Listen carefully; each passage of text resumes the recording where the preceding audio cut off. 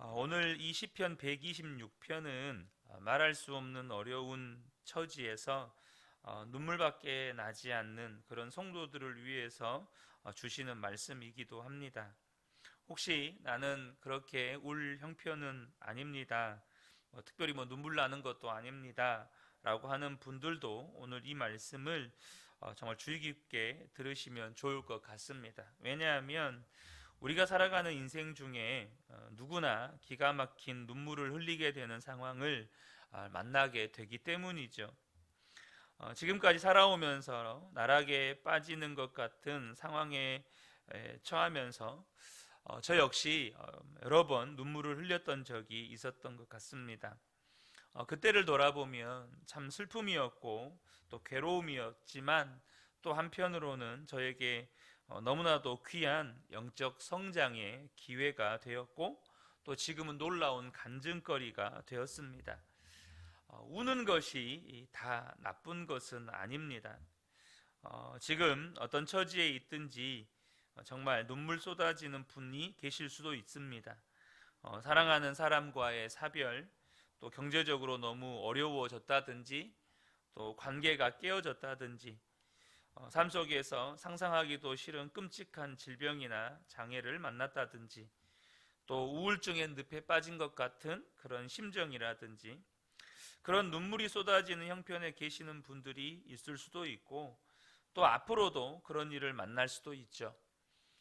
본문에 이스라엘 백성이 그러하였습니다. 시편 126편은 이스라엘 백성이 하나님 앞에 범죄하고 하나님의 징계를 받아서 바벨론의 포로로 끌려가서 70년 동안 이방 나라에서 포로 생활을 하던 눈물밖에 나지 않던 그 시절을 지나고 하나님이 갑자기 은혜로 예루살렘으로 돌아오게 하는 믿어지지 않는 기쁨의 시간을 가지게 된 바로 그때에 불렀던 노래입니다.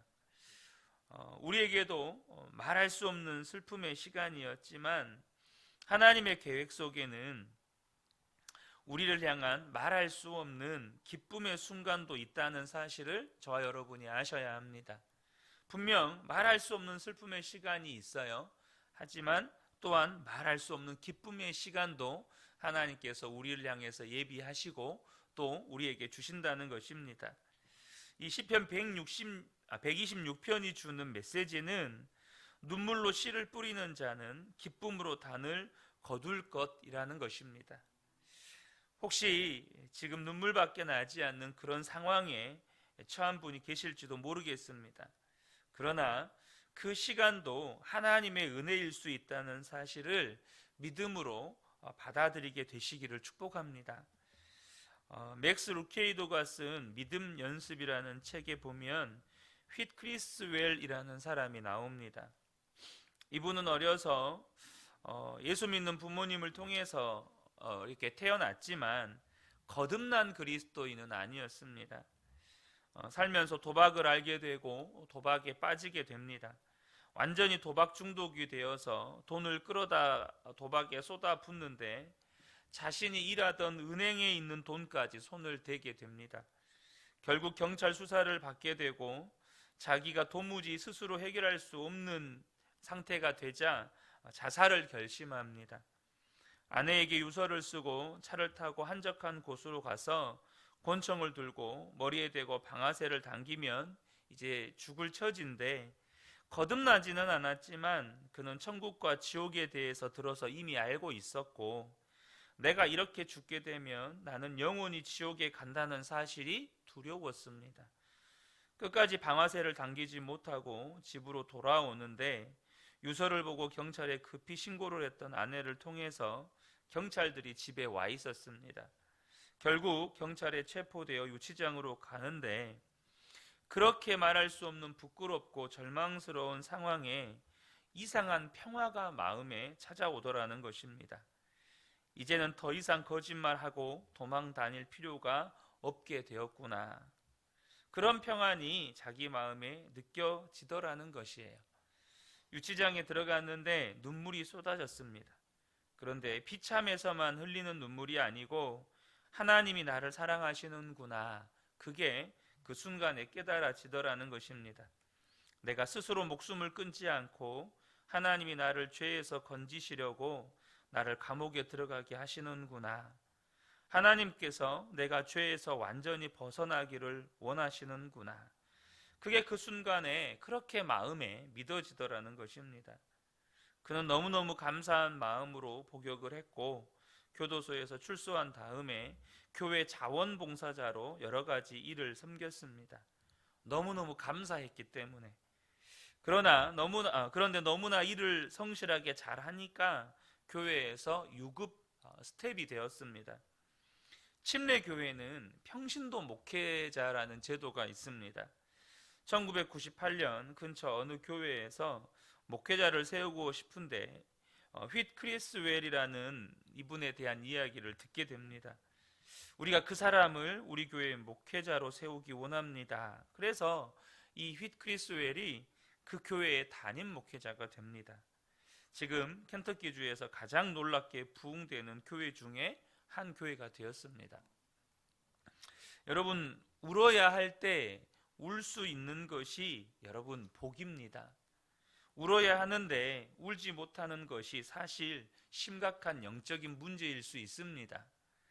이스라엘 백성들은 정말로 기가 막힌 어려움 속에 빠져 있었습니다.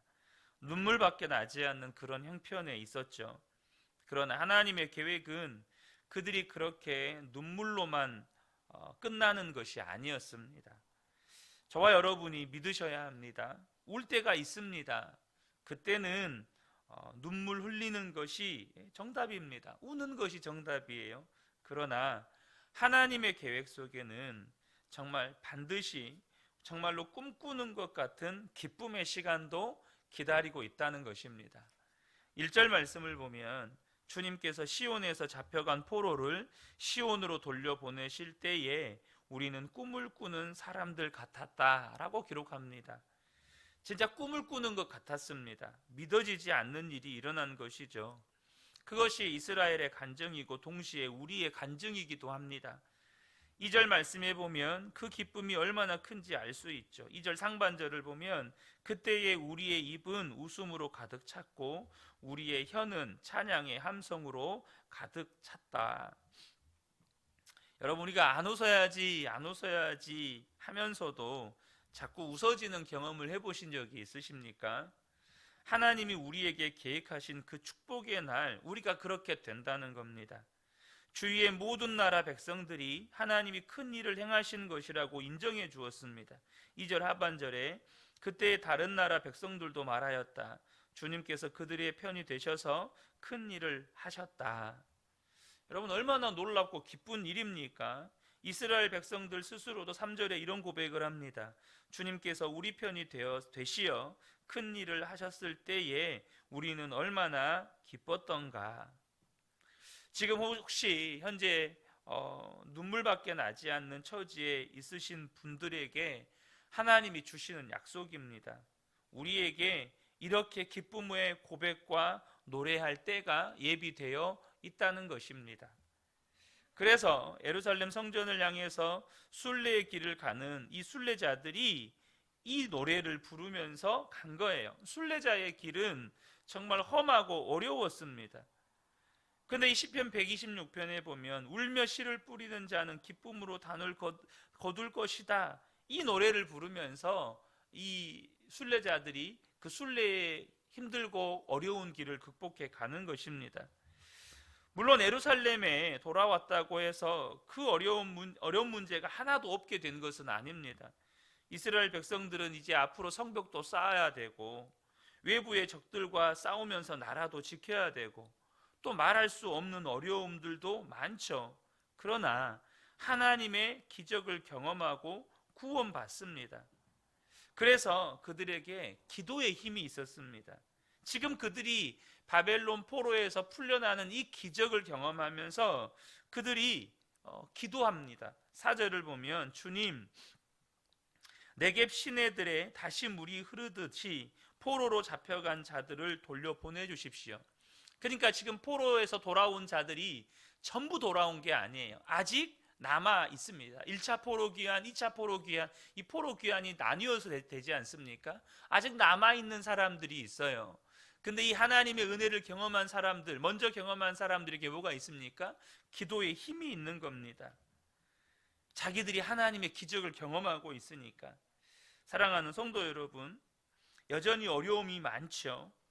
하나님은 반드시 우리의 눈물의 기도를 기쁨의 단으로 바꾸어 주신다는 확신을 가지게 되는 것입니다. 우리도 예수님의 십자가의 은혜로 다 구원받았습니다. 여러분, 믿어지지 않은 기적이죠. 이 어찌 하나님의 놀라운 사랑을 다 표현할 수 있겠습니까? 그렇게 구원받았지만 우리에게도 여전히 눈물로 기도할 기도 제목들이 있습니다. 여러분, 그런데요, 또한 담대함도 있습니다. 하나님이 나를 독생자까지 주시기까지 사랑하셨습니다. 예수님은 나 위에 피 흘려 죽어주셨습니다. 주 예수님이 성령으로 지금 내 마음에 계시니 주님이 내 문제를 반드시 선하게 풀어주실 것 또한 믿는 것이죠. 여전히 눈물로 기도하지만 우리 마음속에는 또 확신이 있는 겁니다. 이것이 성도의 능력입니다. 장애인 선교단체 회보에 실린 어떤 분의 시입니다. 거의 다 망가진 것 같은 육체를 사는 당신에게 오직 기쁨만 이야기하는 건 잔인해 보입니다. 아파하는 당신에게 기뻐하라고 자신감 넘치게 권하는 것도 잔인해 보입니다. 슬픔은 분명히 슬픔인 것, 아픔은 분명히 아픔인 것. 때때로 슬픔이 몰려들거든 조금만, 잠깐만 슬퍼하십시오. 때때로 아픔이 찌를 듯 후빌 듯 다가오거든 조금만, 잠깐만 아파하십시오. 그리고 찡그리고도 웃으십시오. 우리 위해 죽으셨던 예수님을 다시 살리신 하나님의 능력이 우리를 다시 살리고 고치실 것을 선포하십시오. 이 세상에 없던 우리를 어느 날부터 있게 하신 하나님의 능력이 그날의 새 다리와 팔이 있게 하고 말 못하던 입을, 듣지 못하던 귀를, 보지 못하던 눈을 열게 하실 것을 선포하십시오. 모두 다 뚜렷하게 볼 겁니다. 다만 조금만, 잠깐만 슬퍼하십시오. 그날이 더욱 가까워 오고 있으니. 여러분, 슬픈 것은 슬픈 것입니다. 눈물이 쏟아지는 것 또한 어쩔 수 없는 일이죠. 우리가 예수님을 믿고 구원받은 자의 삶을 살면서도 그런 일은 겪게 됩니다. 그러나 저와 여러분이 정말로 잠깐만 슬퍼하시기를 축복합니다. 왜냐하면 우리는 이미 우리 자신이 상상이 되지 않은 하나님의 기적을 받은 사람이기 때문입니다. 눈물로 씨를 뿌리는 것은 기쁨으로 반드시 단을 거두게 하신다는 것입니다. 시편 126편에서 우리에게 주는 매우 중요한 교훈이 하나 더 있습니다. 그것은 뭐냐면 울더라도 씨는 뿌려야 한다는 겁니다. 여러분, 울기만 하고 끝나면 안 됩니다. 힘들고 어렵고 정말 눈물밖에 나지 않는 상황이 오더라도 반드시 씨는 뿌려야 한다는 겁니다. 그래야 기쁨으로 거둘 때가 오는 거죠. 5절과 6절을 보면 눈물을 흘리며 씨를 뿌리는 사람은 기쁨으로 거둔다. 울며 씨를 뿌리러 나가는 사람은 기쁨으로 단을 가지고 돌아온다. 이건 이스라엘 백성들의 간증이었습니다. 울면서도 그들이 씨를 뿌렸습니다. 그랬더니 기쁨으로 단을 거두는 날이 오더라는 것입니다. 이것이 오늘 우리에게 주는 매우 중요한 교훈이죠. 여러분에게 눈물로 씨를 뿌리는 일이 있는가 하는 것입니다. 얼마나 힘들면 눈물로 씨를 뿌렸을까요? 사실 어지간한 농부는 씨 뿌리는 일이 힘들기는 하지만 울면서 씨를 뿌리는 일은 거의 없습니다. 그런데 이스라엘 백성들은 눈물로 씨를 뿌렸다는 것입니다. 여러분, 어떤 처지가 되면 그렇게 눈물로 씨를 뿌릴까요? 먹을 양식이 다 떨어졌습니다. 이제 굶게 생긴 거죠. 남은 건 이제 내년에 거둘 씨밖에 없는 겁니다. 그런데 이 씨를 먹어버리면 이제 그 다음에는 끝이에요. 배고프지만 씨는 뿌려야 합니다. 그래야 내일을 기약할 수 있기 때문이죠. 그래서 정말로 고픈 배를 움켜잡고 땅바닥에 씨를 뿌리는 심정. 여러분, 열매를 거두기 전에 자식이나 혹은 사랑하는 사람이 굶어 죽게 되면 어떻게 됩니까? 지금 자식들이 굶어 가는데, 정말 피골이 상접해 있는데, 그런 상황에서라도 내년을 기약하려면 씨는 뿌려야 돼요. 근데 거두기 전에 자식들 죽어버리면 어떻게 하지? 거두기 전에 사랑하는 부모님, 아내 죽어버리면 어떻게 하지? 그러면서 눈물로 씨를 뿌리는 겁니다. 이스라엘 백성들의 처지가 그처럼 어려웠죠. 그래도 씨를 뿌렸습니다. 그래서 그들이 다시 살아난 겁니다.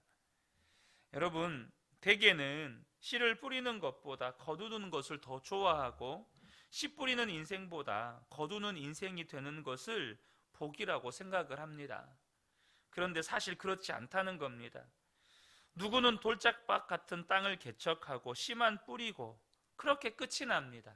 그런데 어떤 사람은 남이 뿌린 씨에서 곡식을 거두면 아무래도 우리가 볼 때는 거두는 자가 더 복된 사람처럼 보입니다. 그런데 하나님을 몰라서 그렇습니다. 하나님 앞에 서보면 씨 뿌린 자가 훨씬 복이 있습니다. 끝도 모르는 황량한 들판에, 돌짝판에 그것을 개간해 가면서 말할 수 없이 고통스러운 일, 여러분, 그 일을 겪으면서 하나님 앞에 선 그 사람이 진짜 복 있는 사람인 거죠. 여러분, 지금 혹시 돌짝밭을 개간하는 것 같은 상황에 놓여 계십니까? 주님 앞에 섰을 때 무엇이 복인지를 깨닫게 되시기를 축복합니다. 주님 앞에 설 때 뿌리는 자가 되어서 하나님께 칭찬하시는 복을 누리게 되시기를 축복합니다. 남이 뿌려놓은 것 거두기만 하면 주님 앞에 설 때는 어쩌면 부끄러울 수 있는 것입니다. 그래서 우리에게 필요한 것이 영생에 대한 믿음입니다. 영생의 믿음이 없으면 이 세상에서 거둘 것밖에 생각하지 못합니다. 이 세상에서 거둘 것에 대해서만 심게 됩니다. 내가 죽을 때까지 얻을 수 없다면 뿌릴 의미가 없는 거죠. 그런데 영생의 믿음이 생기면 이 세상에서 거두는 것을 그렇게 의미를 두지 않습니다. 하나님 앞에 갔을 때, 하나님 앞에 섰을 때 거두게 될 칭찬, 그 열매를 생각하면 내가 죽을 때까지 아무것도 거두지 못하더라도 그것이 무슨 상관이 있느냐는 거죠.